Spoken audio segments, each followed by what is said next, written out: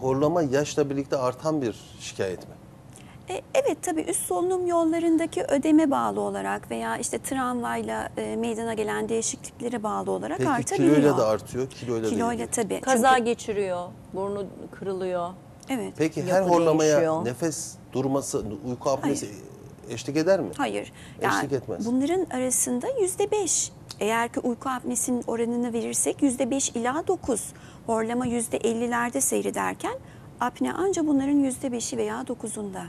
Evet, bulunuyor. çok şükür ki çok da fazla değil ama %5-9 da çok iyi, %5 de ciddi çok İyi bir Evet, sayı. rakam. Ama tabii %10'lara bazı geliyor. hastalık gruplarında bu oranlar artacak.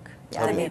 daha riskli gruplara geldiğimizde bu sıklık %50'lere çıkacak. İki kişiden Peki birinde hocam, göreceğiz. şimdi horlama %50 civarında, horlamayla birlikte nefes durması da uyku apnesi %5 civarında. Kaç saniye 5 duracak ila hocam? 9. Bir de onu da O çok söyleyelim. önemli, evet. Yani değil mi? Öyle bir an durdu hemen apne midir Yok, bu? hayır. 10 saniyeye kadar duran nefes bizim. 10 saniye ve üzerinde duran nefes bizim için önemli.